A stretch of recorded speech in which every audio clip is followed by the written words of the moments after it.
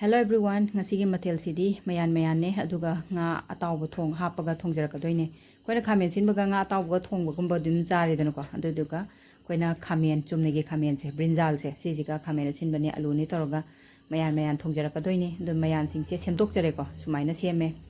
aduga mayan mathel siga chana na ba haidana aina Manggal Morok Metpa ma tawjeyu ko sise mayam try amtang tawbiyo yam hawi ko mathel singse anobo ngaktani adudi thongba hujaraage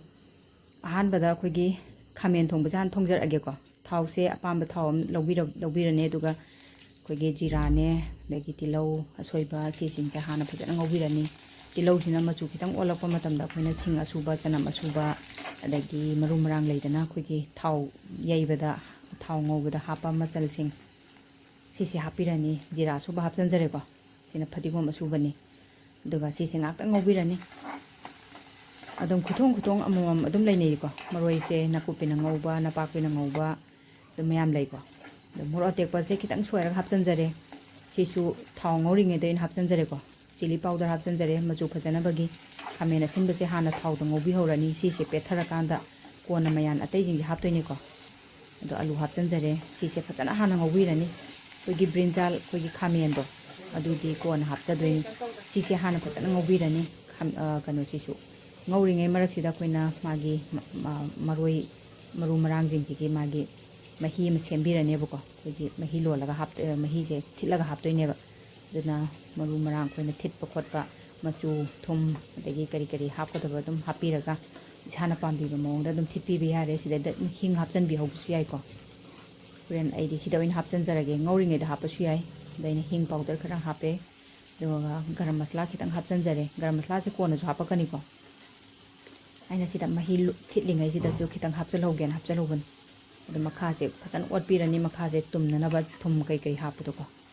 aduga ngauri somda ngauri se khamen asimba se khitang patharabani na kogi alu si su dum khara dum mulamane ba si se ko habidi kuire na ngaubuja mahi se lon birani se hapjan biraga direct hapagi mohta sumaina isingda thitlagane koina lon biyoba aduga mahau se dum khitang dikhena bane ba ko लोलगा मही से कोई loan बाहबदी मही थिलगो इन हापीब direct मचू मसला थुम direct हापन तबको अदो मखुम खुमजलगा ngaktang thambirani aduga कोई खामेन ngasai soiraga thambado adudo direct sumaina hapirane lolaba matung mahi hapa matungda oin hapi doinebako ado खामेन से थाव ngor kanda hapasu yai ko ado खामेन से थाव ngor kanda hapta gadi otpa matamda loi toigiba aduduna toidana bagi oina khuthongda aina tawjarakpane sumaina mahi hapa matung machu masla hapa matungda khamen je oina hapiyo bako duga makhum khumjalaga otlaga amuk thongba amuk khumjanba amuk otpiba makhaji kasandana bado duga maidi pura leidhara thamdoini ko yam kana leikhatpa yadeba adudana kitang tapna leidharaga liri tharaga maise thongbi ga doine makhum khumjalaga tang amuk thambirani aduga si otpirani ko sida de dum yarani koina mahi ke hapjan ba nga hapjan ba lo yarani bako sumaina thongaga mayam sabirabra habidu su comment da phongtok piramo ado alu se mulle ko mulla abanina koina nga ngasai tawraga thamba singdo hapjan birani nga se macha hapasu yai achoba hapasu yai ko ado nga macha hapagi su mahaw mani koigi phabo gumba leidana phabo nga habra irang habra adugumba to dum hapaga dum thongbusu dum hawbani sesu tawthoga thongdoini dum mahi asaba hapjanjarani aduga lon laga thambi doine sesu mahi hapsalakanda dum makhaje kasandana ba ngakang otpiraga se dum phajana lolaga thambi be yare ko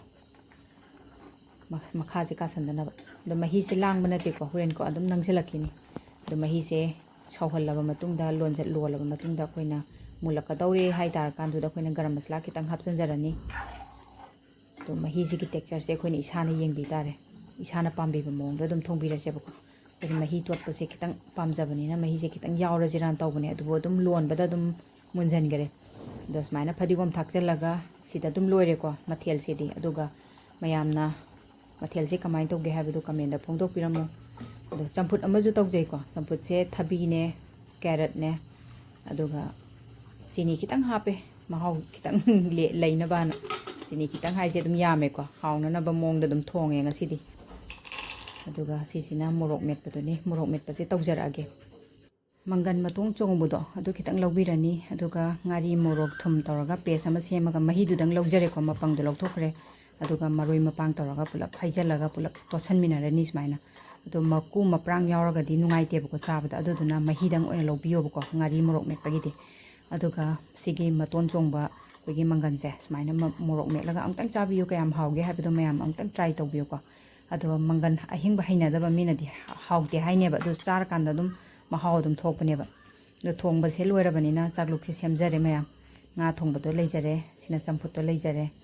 ꯑꯗꯨꯒ ꯁꯤꯁꯤꯅ ꯃꯪꯒꯟ ꯃꯣꯔꯣꯛ ꯃꯦꯠꯄꯅꯦ ꯃꯌꯥꯝ try ꯇꯧꯕꯤꯌꯣ ꯌꯥꯝ ꯍꯥꯎꯋꯦ ꯁꯤꯒꯤ ꯃꯣꯔꯣꯛ ꯃꯦꯠꯄꯁꯦ ꯑꯗꯣ ꯅꯧꯅ ꯊꯦꯡꯅꯕꯤꯕ ꯌꯥꯎꯕꯤꯔꯒꯗꯤ ꯑꯩꯒꯤ ꯆꯦꯅꯦꯜꯁꯦ ꯁꯕꯁꯀ꯭ꯔꯥꯏꯕ ꯇꯧꯁꯟꯕꯤꯔꯝꯃꯣ ꯁꯞꯄꯣꯔꯠ ꯇꯧꯕꯤꯕ ꯑꯣꯏꯅ ꯑꯗꯨꯒ ꯃꯊꯦꯜꯁꯤꯡꯁꯤꯕꯨ ꯍꯥꯎꯅꯤ ꯅꯠꯇ꯭ꯔꯒ ꯌꯨꯅꯤꯛ ꯑꯣꯏꯕ ꯔꯦꯁꯤꯄꯤꯅꯤ ꯈꯟꯕꯤꯔꯒꯗꯤ ꯂꯥꯏꯛ ꯑꯃꯃꯝꯇꯪ ꯇꯧꯕꯤꯔꯝꯃꯣ ꯃꯣꯔꯣꯛ ꯃꯦꯠꯄ ꯄꯥꯝꯕꯤꯕ ꯑꯗꯒꯤ ꯈꯥꯃꯦꯟꯒ ꯉꯥꯒ ꯊꯣꯡꯕꯁꯦ ꯄꯥꯝꯕꯤꯕ ꯌꯥꯎꯔꯒꯗꯤ ꯁꯞꯄꯣꯔꯠ ꯇꯧꯕꯤꯕ ꯑꯣꯏꯅ ꯂꯥꯏꯛ ꯀꯃꯦꯟ ꯁꯦꯌꯔ ꯇꯧꯕ ꯀꯥꯎꯕꯤꯔꯝꯒꯅꯨ ꯃꯊꯪꯗꯁꯨ ꯑꯅꯧ ꯑꯅꯧꯕ ꯃꯊꯦꯜ ꯃꯌꯥꯝ ꯑꯃ ꯂꯩꯔꯤꯀꯣ ꯐꯨꯗ ꯀꯣꯝꯕꯣ ꯃꯌꯥꯝ ꯑꯃ ꯑꯩ ꯁꯦꯌꯔ ꯇꯧꯖꯔꯛꯀꯦ ꯑꯗꯣ ꯉꯁꯤꯒꯤꯗꯤ ꯃꯌꯥꯝꯒꯤꯗꯃꯛꯇ ꯁꯦꯌꯔ ꯇꯧꯖꯕꯁꯦ ꯁꯤꯁꯤꯗ ꯃꯇꯥꯡ ꯑꯁꯤꯗ ꯂꯣꯏꯁꯤꯟꯖꯔꯒꯦ ꯃꯊꯪꯗ ꯑꯅꯧꯕ ꯔꯦꯁꯤꯄꯤ ꯑꯃ ꯄꯨꯔꯒ ꯂꯥꯛꯆꯒꯦ ꯉꯁꯤꯒꯤꯗꯤ ꯕꯥꯏ